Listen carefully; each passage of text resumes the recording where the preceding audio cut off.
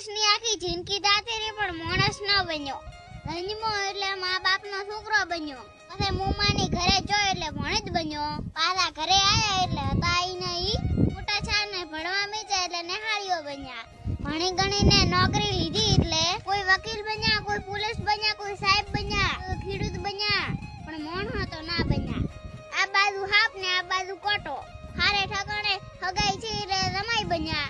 12 મહિના હગાઈ રી, બે હગા ભેળા છા, વિવાહ કરશો પા કે પુલાયા મહારાજ ને ગઢાયા મુરત એટલે લાડો બન્યા. બેણાઈન ઘરે લાયા ને 2-3 છોકરા છે એટલે બાપો બન્યા. વરે છોકરા મોટા છે. હારે ઠકાણે હગાઈ કરી તો વેવાઈ છા. વરે છોકરો બેણાઈન ઘરે લાયો. ઘરમાં વહુ આવી તો હારો બન્યા. વરે છોકરાના છોકરા મોટા છે એટલે દાદો બન્યા. એક દાડા બેઠા હતા ને દાબીને થયો હા તો ટેડ જઈને જાતા રહ્યા. તો ચીડે દાદા ભૂપાને બોલાયો તો કે તમારો બાપ તમને નડે છે. લાયો કંડિયો ને બેહારે આળિયામ તો ગુગળ બન્યા. છેવટે મારી સાવણ મોણો તો ના બન્યા. અભિમાન